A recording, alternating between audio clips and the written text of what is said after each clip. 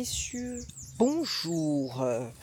Aujourd'hui, nous allons rentrer vivement dans le vif du sujet. Nous allons voir 3 plantes que vous devez arracher ou alors malmener ou alors marcher dessus comme si c'était une pelouse, mais qui peuvent vous sauver la vie ou vous aider en cas de problématique de santé récurrente. Voilà. C'est parti, sans plus tarder, on est parti. La première plante, elle pousse comme de la mauvaise herbe, mais ce n'est pas de la mauvaise herbe. J'ai l'impression d'être sur la menthe, ça sent fort. C'est le balai doux. Alors le balai doux, on en a déjà parlé sur d'autres vidéos que je vous mettrai juste en dessus, mais il est reconnaissable par ces petites feuilles comme cela ici et ces petites fleurs slash clochettes que vous voyez ici, là.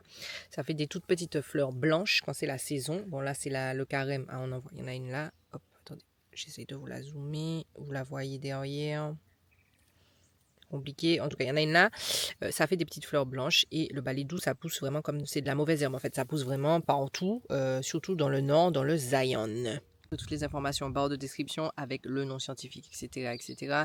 Je vous donne les caractéristiques, les vertus rapidement. Alors, c'est un très bon, il est très bon pour la digestion. Déjà, et comment la caméra, bonjour. Voilà, vous savez déjà les troubles digestifs, les ballonnements, les crampes, etc. Tanné, ok. Donc, tout ce qui est, voilà.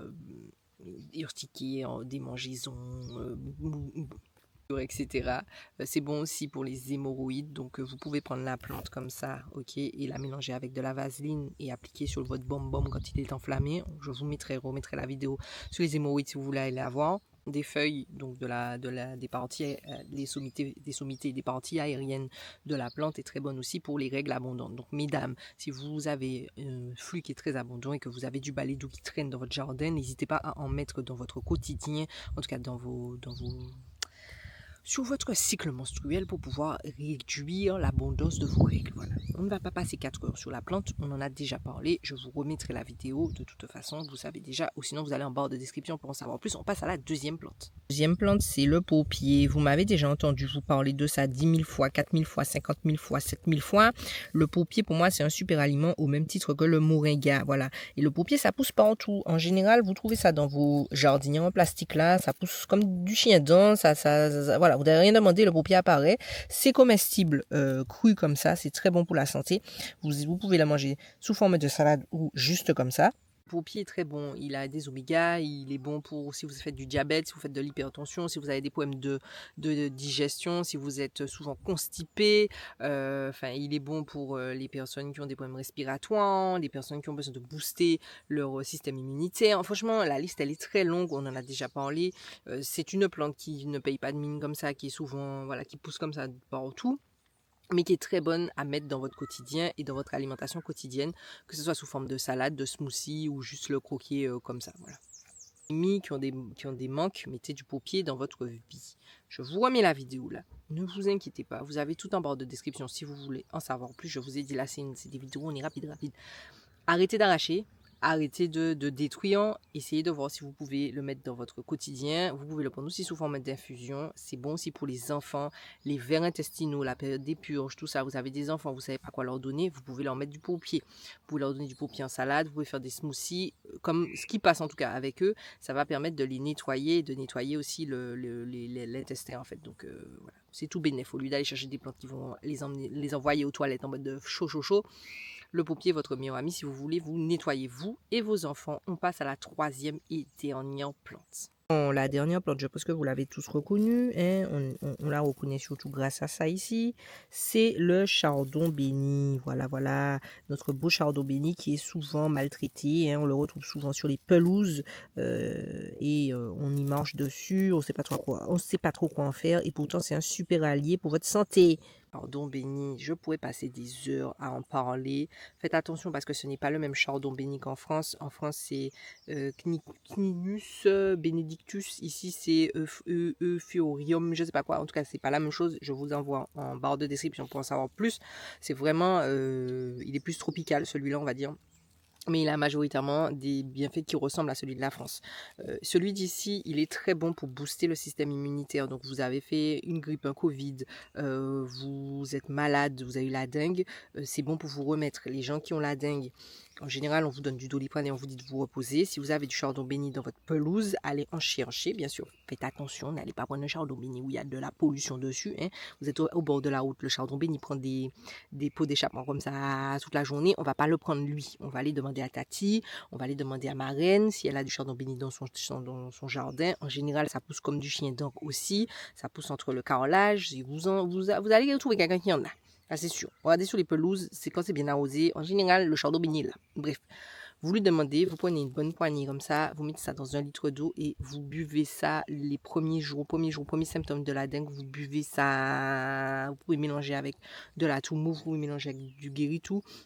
Mais s'il vous plaît, mettez de la dengue. Non, mettez du chardon béni dans votre vie quand vous avez la dengue ou alors toute autre maladie qui vous donne une tape. Ok, donc ça peut être grippe, Covid, etc. Vous allez voir, ça va vous remettre debout tel un cheval maté. Voilà. Je vous en prie, ne me dites pas merci. Voilà. Je vous remets la vidéo de la dengue également si vous voulez en savoir plus sur les autres plantes qui seraient intéressantes pour vous. Ensuite, ça vous permet aussi de booster l'appétit. Les gens qui sont en manque d'appétit, surtout les personnes âgées en général, vous pouvez mettre du chardon béni dans votre vie pour vous redonner goût et pour vous redonner de l'appétit. Voilà, c'est un ensemble en fait. En général, quand on est malade, on n'a pas forcément envie de manger. Ça fait les deux. C'est bon aussi pour les états grippales, voilà, les toux, les grippes, qu'on ne se sent pas bien, la fièvre comme on l'a vu. Pourquoi? Parce que c'est pour ça qu'on l'appelle radier la fièvre en Guyane, si je ne dis pas de bêtises, et Herbafait en Guadeloupe. Vous me corrigerez si ce n'est pas le cas, mais je crois que c'est ça. C'est une plante qui ne paye pas de mine, comme vous l'avez vu. C'est une plante qui se reproduit très bien d'ailleurs. Et c'est une plante que vous pouvez aussi manger, hein. Vous pouvez faire des assaisonnements avec, c'est très bon. Je trouve que ça remplace très bien la coriandre pour les gens qui ont des difficultés avec l'odeur de la coriandre comme moi. Je trouve que ça passe mieux quand c'est cuit. Vous pouvez faire des pestos, vous pouvez juste le mettre comme ça dans vos salades. Ça redonne un petit goût qui est assez intéressant. Et en plus, ça pousse bien, ça pousse partout et c'est local. Donc s'il vous plaît.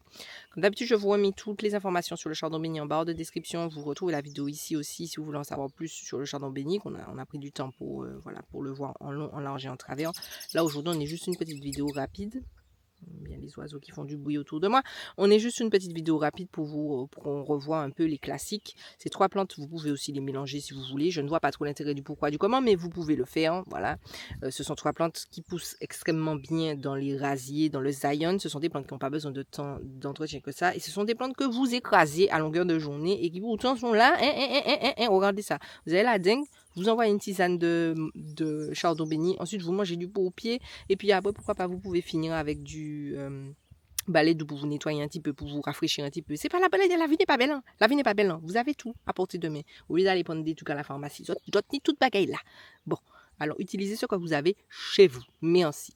Cordialement. Je m'arrête là. Ce n'était pas une vidéo longue aujourd'hui. Vous savez déjà, on est sur des petites vidéos. Je vais voir si je garde ce petit concept le mercredi ou le jeudi. Je ne sais pas encore quel jour je vais publier ça. Vous me dites en commentaire si ça vous intéresse, des petites vidéos comme ça, rapidos. On est sur un TER, on n'est pas sur un TGV aujourd'hui. Et puis comme d'habitude, petit pouce, petit partage, petit commentaire. Abonnez-vous, messieurs, dames. Les chiffres ne sont pas au rendez-vous, les gars. Je vous vois dans les statistiques. Vous venez m'acryler les vidéos, mais vous vous abonnez pas. Je vous vois. Toi qui es assis sur ton canapé là, hein, tu crois que je ne te vois pas, ou sur tes toilettes, que tu me regardes dans le RER ou le métro, il faut que tu t'abonnes. Appuie sur le petit truc là pour s'abonner. Tu appuies et tu t'abonnes. Ça fait ting. Comme ça, je sais que tu sais qu'on sait que je te sais. Voilà. Bon, je vous dis à la prochaine. À plus tard.